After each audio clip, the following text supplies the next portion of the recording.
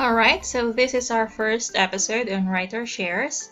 The topic would be use of photos, Canva, and formatting the content of ebook. So let's start this video with discussion of photos. So when I started writing blogs back in 2015 for a now defunct website, I noticed that most blog posts contain at least one photo. So preferably at the beginning, like this one on my blogspot. So there's a bit of introduction and then the photo and the rest of your content. So if photos are relevant to your post, then add as much as necessary. But if it's not exactly necessary, just one is enough. So its purpose is simply to add color to your black text and white background. Back then, I got bothered by copyright issues. I am aware what a copyright is, so it's basically ownership. These days, you can own photos you've taken, music you've made, stories you've written, art you've created. So it depends on the person whether they would allow someone else to use them, whether for free or with payment. So just because a photo is available online, that doesn't necessarily mean that you are free to use it any way you want. No, sir. So even when you go on Google and search for images, they are not all available for use. Okay, so you have to be careful, or else you might be called out for it. So the first website I've found where to get photos from is pixels.com. Here it is. So majority are free to use, commercial purposes or not. Attribution is not required, but appreciated. Some are not. So I had to click on a photo, C1, and then down below you can see the annotation on whether it's free to use or not. And then you can also click the info button and then here, check the license, free to use, no attribution required. So if I see those tags, I save the photo and use it. So the other website is unsplash.com. So this one's better because everything is free to use, even for commercial purposes. So attribution is not required, but appreciated as well. Normally on my blog, I just use the photos link. So let's say I'm going to use this one. If your blog is, allowing you to simply put the link of the photo, then you can do that. You just right-click the image and then, okay. And then when you go to your blog, normally I just encode it on the image so that when you publish your blog post and then someone, the reader, clicks on the photo, then they can see the source of the image here on the lower left corner of the screen. So that's how you check the links of related images or text. I just feel that it's a good way to do it instead of downloading the photo and uploading it to your post. So since I believe most people wouldn't want to put unnecessary text in their content, sometimes you'd see source text below the image, so that's also another way of doing it. I'm sure there are other sources other than pixels.com and unsplash.com, but these two are good enough for me. And then if you need to edit the photos a bit, use them for your book content or book covers, social media content, website content, you can use canva.com. So you see, I'm all for free resources because I don't have that much money to spend, but I feel that I have some sort of little creativity to use, to exploit, so there is that.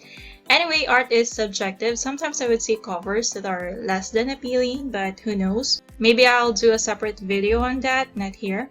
So today I'm gonna show you a simple edit for formatting manuscripts as well, mainly for ebooks, for upload to KDP and similar self-publishing websites. So I have here a manuscript I've written for Dream. So it's a young adult fiction, subgenre adventure and fantasy with a dash of romance. So for my manuscripts, I use MS Word and then I convert it using Kindle Create. So let's start with MS Word. So basic settings, normally I set this up before writing anything on a fresh document. But if you've already written everything, so that's alright. Press Ctrl A to select everything and then choose your font and your font size. depending on your preference. Normally, I'm with the home at 12. And then for the alignment, I normally use align left instead of justify. A lot of people likes justify, but for manuscripts, normally it's align left for me. And then for the spacing, I normally do double spacing.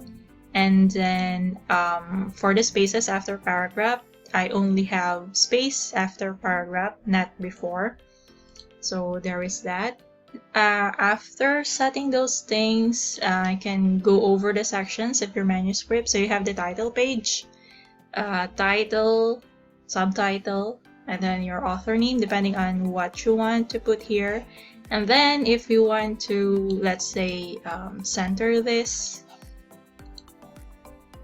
let's just center everything. And then maybe put this down a bit, but not too much, because that would mess up the conversion to the ebook readers. So after that,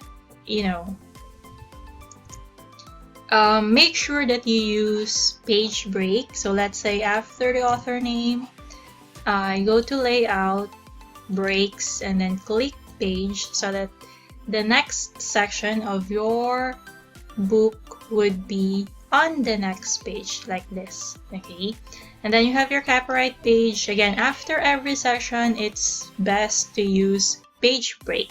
So what's the point? So have you seen an ebook wherein a page shows like this? So the section already ended, and then the next one shows up on the same page. So this can happen if you only use enter. Even if you press it enough times to push the next section or the next chapter to the next page, that will only be on MS Word. So when it gets uploaded to KDP, they only recognize page breaks. And as for the spaces you've made using enter, so they get counted by the software. So if there's only 6 spaces, so the ebook that would show up on the app would have 6 spaces only, and then the next chapter would appear like this. So I hope I explained that well. Page breaks, use them if you haven't yet. So let's say this is my manuscript. So this is the end of the copyright page. This is the next section. If I only use the enter button, there's a possibility that when I upload this to KDP, then it would look like the one I just showed you. So instead of using the enter button, it would be best to use page break. Okay, so let's do page break here. And then, alright, let's go over the contents again. So you have the brief introduction. After this, you press again the page break, and then you have your prologue. After this, use the page break again. Then you have the first chapter. After each chapter, make sure that you use, again, page break. Okay, so after going through your whole manuscript, you made sure that all your sections are separated by breaks properly, and then you have your back matter. You can include your author page, maybe author message, and then links to your other works or social media pages. So should I show you how to include the link? So there are 2 ways of doing it. You can paste the link itself like I did here. So the second would be to use a plain text and then embed the link in that text. So let's say Amazon author page. Let me just copy the link here and then highlight the text you want to embed the link on, and then right click, click the link, paste the link here, and then press OK. So when they click the text, they would be taken to the link that you embedded on that text. So again, 2 ways, either just paste the link as is or you embed them to a text. So some would say that this is not so professional, but at least it shows the actual link. So why I do this is that in scams, the second one, using a text and then embedding a link, that's being used in scams.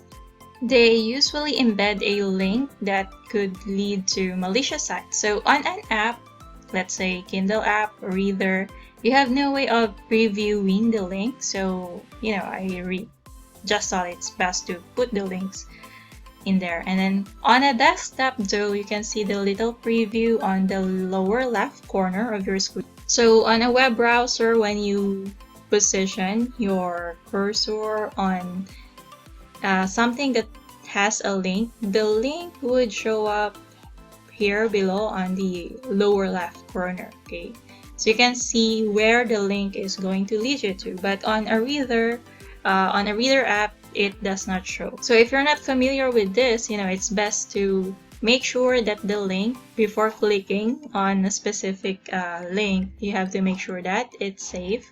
So I normally look for HTTPS as well. When you include a link, if it's going to be you, make sure you use the HTTPS link, so it adds a sense of security. It's a layer of security actually. So HTTP without the S. So some software would flag that as malicious or unsafe. So best to use the HTTPS. Okay, so like this. So it's your choice. Do one way or another. It's okay. You're not a scammer. That's clear. So you can add your photo on the author page as well if you so desire. So let's go back to the manuscript. Okay, so you can add your photo in here. Okay, so let me put mine for illustration purposes. Wrap text. Let's go with true.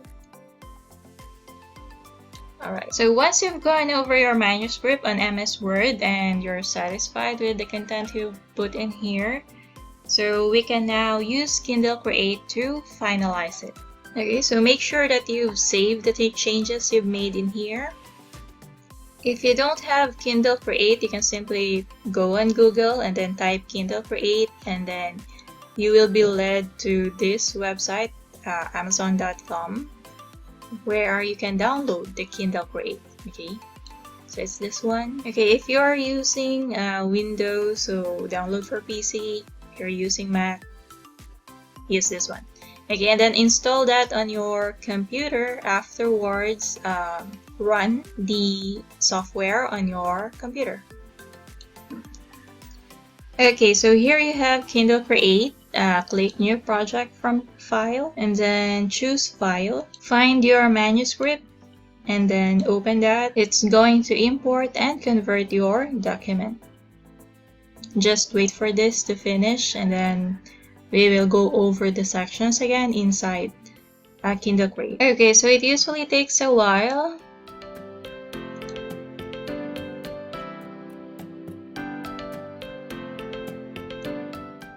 When it's done, this is what the inside of the manuscript would look like. So you have here. Okay, so let me just delete this part since this is just a genre. Okay, so you have your title page. See if it suits your preference, and then check each section which is provided in here.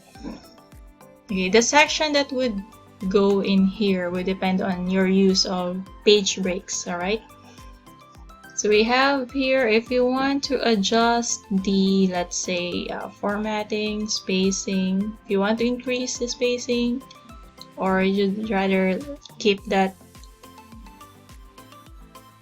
whatever you prefer. And then simply check every section of your manuscript.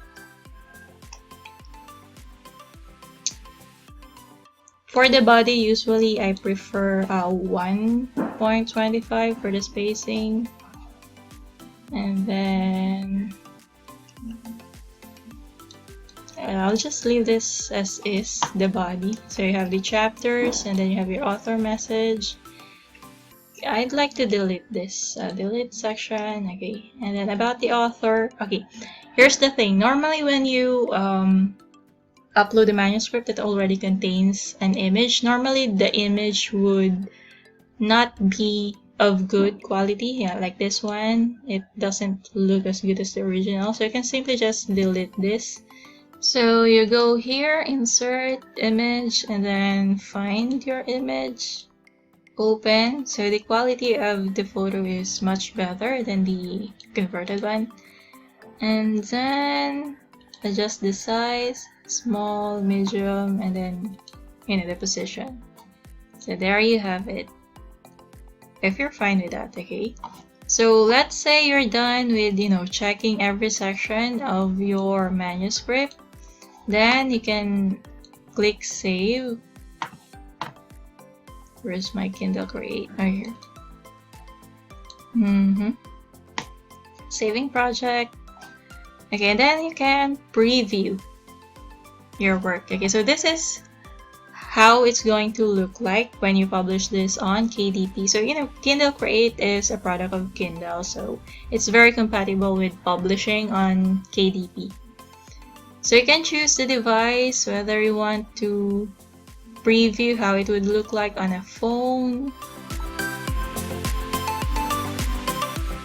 Go next page, next page, next page. Make sure that these sections are separated. Chapter 2 does not appear right after chapter 1, which is why you use page break, alright? So chapter 2, so on. If you just wanted to. Okay, or you can also preview on a Kindle e-reader, portrait, then you have landscape, then you have the tablet. Okay, you can check how it would look like.